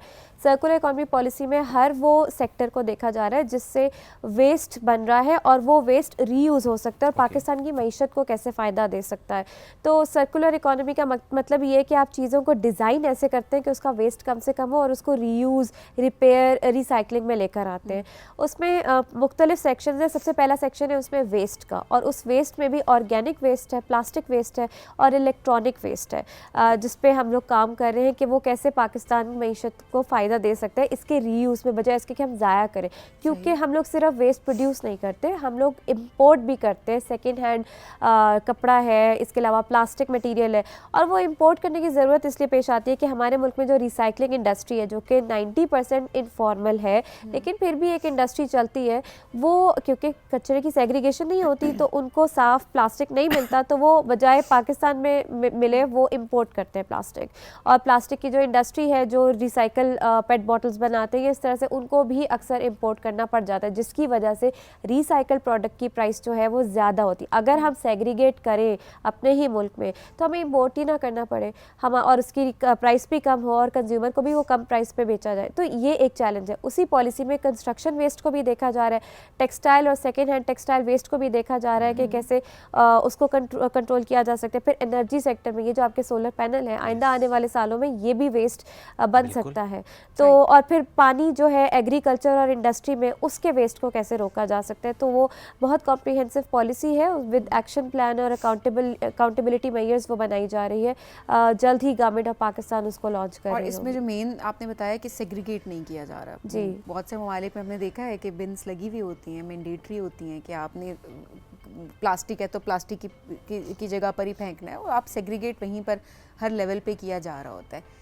ये अब कितने टाइम तक हम देखेंगे इसकी इम्प्लीमेंटेशन को भी, बिकॉज ये इज़ इट दैट डिफ़िकल्ट? ये मैं एक आम आवाम के पर्सपेक्टिव से सिर्फ ये सवाल रख रही हूँ, क्योंकि ये वो चीज़ें जो कि प्रैक्टिकली पॉसिबल हैं, इसमें शायद हाँ लोगों को एजुकेट करना मेरा ख्याल है सबसे एक उनका रवैया चेंज करना, लेकिन कम से कम हम अपने इदारों के एंड पे हम कहीं ना कहीं से शुरू तो कर सकते हैं, और शायद बहुत पहले भी शुरू कर देना चाहिए। और इसमें एक बात मैं ऐड करता हूँ कि आज से कोई आई थिंक 5 साल पहले पशु कॉन्स के सामने मैंने देखा ये 3 बिन्स लगी हुई थी, ऑर्गेनिक, प्लास्टिक वेस्ट, इमेजिन एक इस पशु कॉन्स के सामने लगी हुई हैं। बहुत सी जगह पर और भी मैंने देखी है, बट मुझे ज़्यादा खुश हुई कि मैंने उस जगह पर देखी।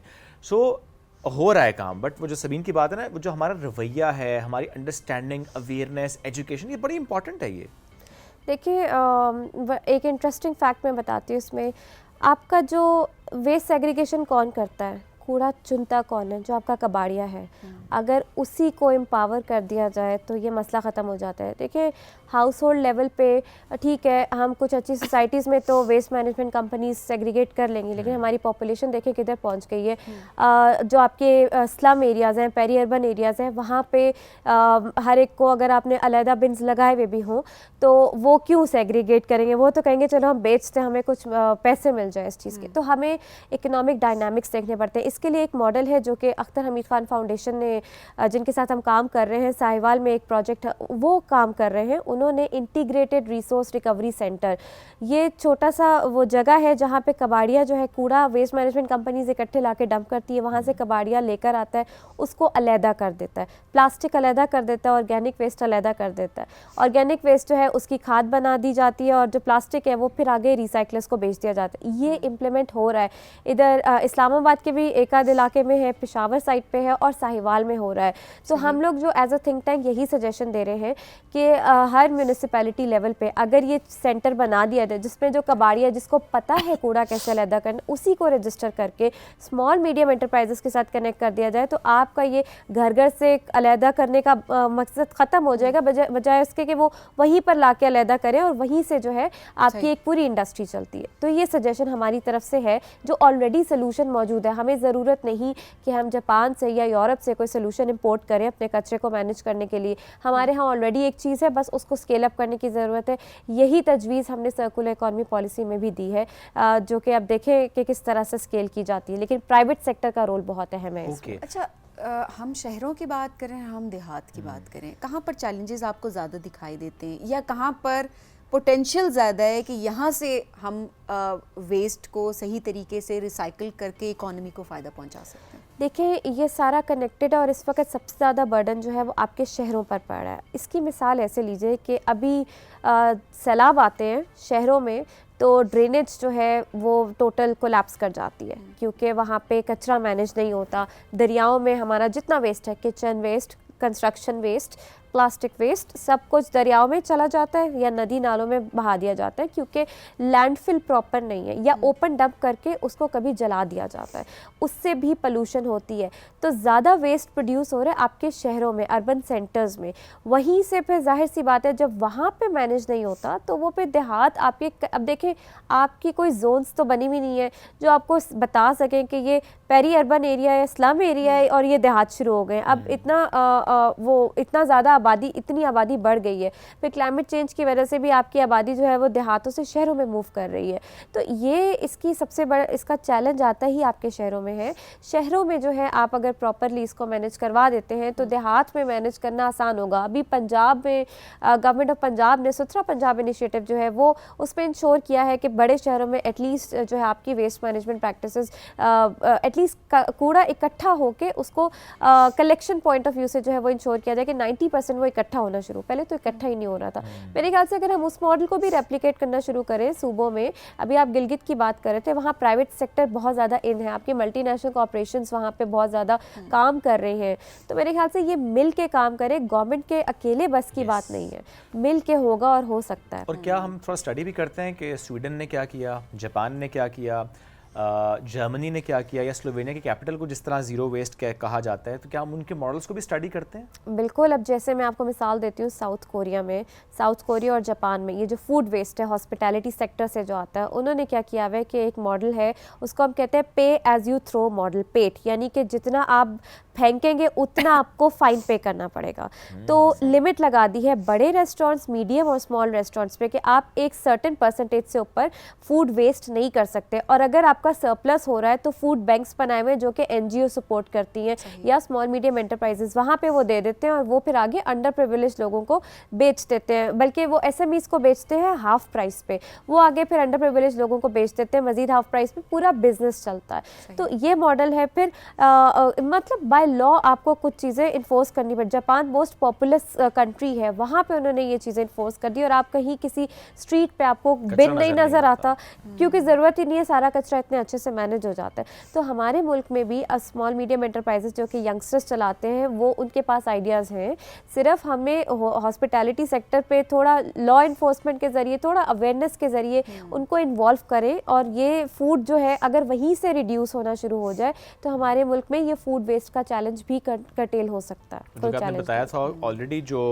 वेस्ट है 30% इज फूड वेस्ट जी, एंड 30% इज ह्यूज। एक तरफ हम देखते हैं कि भूख है, अफलास है, और दूसरी तरफ हम 30% जो वेस्ट है वो देख रहे हैं, वो फूड वेस्ट है। बड़ा अच्छा आपने कहा कि जो रेस्टोरेंट्स हैं, कैफ़ेज़ हैं, वहाँ से जिस तरह से फूड वेस्ट हो रहा था, बट आई थिंक थोड़ी सी बात हमें अब घरों के पर्सपेक्टिव से भी करनी है। एक आम शहरी वो किस तरह से इसमें अपना किरदार अदा कर सकते हैं कि हम भी तो देखते हैं ना कि हमारे घरों में हम जो खाना बनाते हैं, एक तो इजाफी खाना बनता है, फिर वो 2 दिन फ्रिज में रहता है, फिर हम उसे फेंक देते हैं, ज़ाया हो रहा होता है। ये जो हमारी अपनी प्रैक्टिस है कि हम अपनी ज़रूरत से ज़्यादा खाना बना रहे होते हैं और फिर हम वेस्ट कर रहे होते हैं उसको।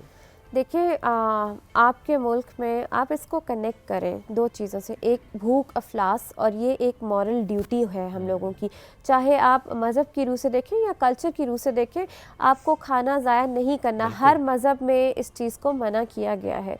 तो एक तो ये चीज़ देखें कि जितना ज़्यादा होगा उतना आप पे एक रिस्पॉन्सिबिलिटी आती है कि जो लोग भूखे सो रहे हैं, तो एक तो ये चीज़ है। सेकंड पॉइंट इसमें ये है कि अगर घरों में ही हम उसको सेग्रीगेट कर लेते हैं, किचन में आप एक अलहदा से बिन रख लें या कोई शॉपर रख लें जिसमें आप ये छिलके इकट्ठे करके फेंकना शुरू कर दें, और जब वो आपको उसकी खाद बनाई जा सकती है घरों के अंदर ही, आपका उस खाद से आप छोटा सा किचन गार्डन बना लें जिसमें सब्जियां उगाई जा सकती हैं। अब जैसे दुनिया में ज़राअत का मैंने बताया चैलेंज आ रहा है, तो मेरे ख्याल से अपना उगाया हुआ फल सब्जी खाना ज़्यादा बेहतर है, और ये प्रैक्टिस कुछ जगहों पे तो बहुत हो रही है। गवर्नमेंट ऑफ पाकिस्तान भी प्रमोट करती है रूफ टॉप गार्डनिंग पे, इसके अलावा किचन गार्डनिंग प्रमोट की जा रही है, तो ये हो सकता है। तीसरा बहुत बड़ा फैक्टर है जिस पे ज़्यादा बात नहीं होती, वेस्ट सेक्टर की एमिशंस, मीथेन एमिशंस। ये पूरी दुनिया में 20 से 30% जो है मीथेन एमिशंस वेस्ट सेक्टर से निकलती हैं। हमारे मुल्क में तकरीबन 4 से 6% जो है एमिशंस जो है ग्लोबल वार्मिंग की, वो वेस्ट सेक्टर, और इससे मीथेन एमिशंस निकलती है। मीथेन पे ज़्यादा बात नहीं होती, ये 80% ज़्यादा पोटेंट गैस है कार्बन डाइऑक्साइड के मुकाबले में, और इस वक्त Pakistan one of the most vulnerable countries है क्लाइमेट चेंज। तो आप देखें अगला सैलाब या हीट वेव में अगर कॉन्ट्रीब्यूशन हो रही है तो कहीं क्या आपकी तरफ से तो नहीं हो रही कि आप आप कचरा ज़ाया कर रहे हैं, हर इंडिविजुअल का Somehow we action are count contributing. करता है। ये बिल्कुल हम इस बारे में सोचते नहीं है बिल्कुल भी। बहुत सारी चीज़ें कि मैनेजमेंट ये नहीं कर रही, सवालात भी रख लेते हैं, ठीक है सवालात आते हैं सामने, बट खुद को भी तो हमें देखना है ना कि हमें कैसे चेंज करना है अपने आप को।